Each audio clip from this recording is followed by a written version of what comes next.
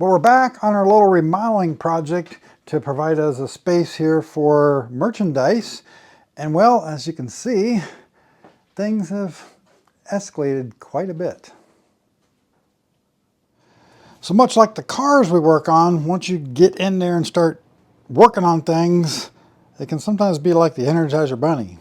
It just keeps going and going and going. Because you rip things out, and you find more things that are wrong, and once you get in there so far, you can't just ignore them. So we've actually ended up tearing the full ceiling out all the way back to here, plus this whole ductwork covering out. We may end up tearing the other side out, we'll see. Definitely didn't want to go that far, but we found enough things that need to be addressed, and we needed to get the ceiling out just for access to fix them. So in the last video we were talking about needing to address the insulation across here. Well, I've done that. We pulled out all the garbage that was in there before, and now I've gone in there and put in this 2-inch thick stuff that is just like what you're supposed to do nowadays in these overhangs. So it's 2-inch thick foam all the way back and all the way up the face. And then we got 1-inch foam here, and it's all connected with foam, with spray foam to kind of glue it all together. And just doing that alone has taken the average temperature in this area from 61 degrees to about 64 to 65 degrees. So definitely a major improvement. But obviously we ended up going all the way to the end of that wall to make that happen. So after we ripped all that apart, we found these here.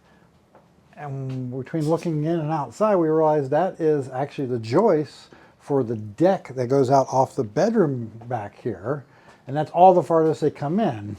Well, there's no bolts or nothing on the inside here. They were just kind of wedged against the floor.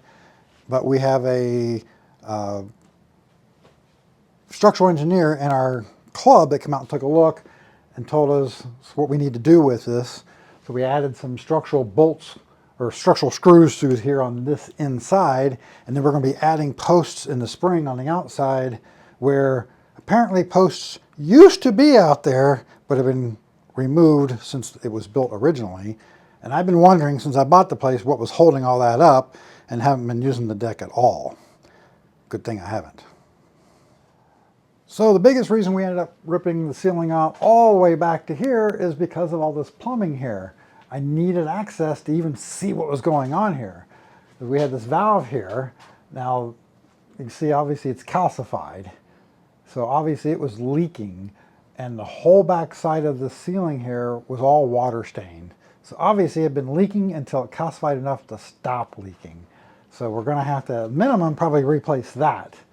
But as you can see all these long nails sticking through here, those are all nails that are just holding the subfloor in the bathroom. I guess they just used what they had on hand rather than proper subfloor nails. But one of those nails is going clean through one of these pipes here that is our hot water line to the shower and one of the sinks, and somehow it doesn't leak. But yeah, they ran it all the way through there. So now after what I've seen here, we've got a plumbing friend who's also in the club who's going to come out and take a look at all this stuff next week and give his recommendation on what to do with all this stuff. And we'll see what he says and how far we have to go with the plumbing to sort all that out. Because I will say that the routing of the plumbing and the way it's done and is pretty interesting the way they've done some of the routing and stuff during the remodeling they did. Now I did say that this here was trying to come off the ceiling. If you look here, see that's how far it's dropped. I can stick my fingers up in there. So yeah, we're going to be rebuilding all this. So I went in and just tore all this apart. Now, when I said we might put a vent in our main trunk down here, once I got all this tongue and groove off, there was one there. They just closed it off and covered it all up. So just opening that up, we cleaned it first, took it out, cleaned it, put it back in. Just opening that up, now we can regulate the air in this space to between 66 and 70 degrees, depending on how far open we have this. So Yeah, that's doing even more than I thought it would. So once all this was down, we started finding a bunch of crap like this. That's from where they had remodeled upstairs and taken a wall out. And this used to go up that wall for a plug, and they just tied it together and just have it laying there. Obviously, that's not good. But we also got like a light fixture here that was just shoved up into their ceiling. A wire here that goes to nowhere. And of course, all of this wonderful wiring here. I don't think that's anywhere to code. So we're gonna have to fix all of that. And not to mention, these plugs here are actually bad plugs. I forget what it was. It was either an open neutral or an open ground on all that circuit. So we're going to go ahead and just run all new wire out from the panel, set a new breaker in, maybe run 2 circuits across here so we can have a circuit for our printer for sublimation, our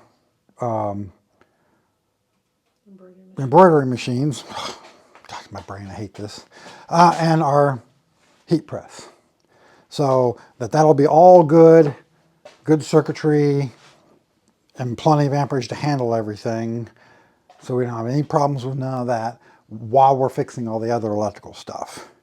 But on to another problem we found within all the heating here is when they did the work upstairs and made that all one room, the vent that was in the floor that I thought was a return air vent is nothing. It doesn't go to anything at all, and they just covered over these return air vents. So the master bedroom has no return air vents at all in it, and there's only one return air vent that's even doing anything upstairs at all, and it's only kind of halfway working, because when I got into the wall and took the vent off tracing things, we found that it was as open to the ceiling above this as it is to the room it's supposed to be pulling the cold air from. So we're going to also be addressing some heating and ventilation issues. And I had another club member who is a HVAC guy come out and take a look at that, and we talked about what we're going to do with all of that, and he gave us a couple options on how to take care of that. So that's where we're currently at on all this remodeling project. So we're getting in a whole lot deeper than we were hoping we were going to get into. And so you know that Healy 3000, that white one that I bought last year? Well, a friend of mine's been inquiring about purchasing it, so I'm going to go ahead and sell it to him to help pay for all of this. Plus, I also broke a tooth and need some dental work, so I could use the money for that as well. But like I said, with clubs, I've talked about in other videos, club members. Notice how I got 3 different club members that have been out here already, or well, 2 so far and 1 coming out, to at least give me information and help me out with what's going on here.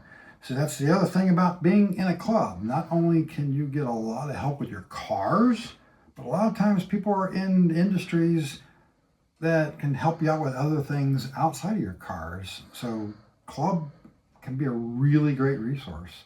So it's a really good idea to be part of a club.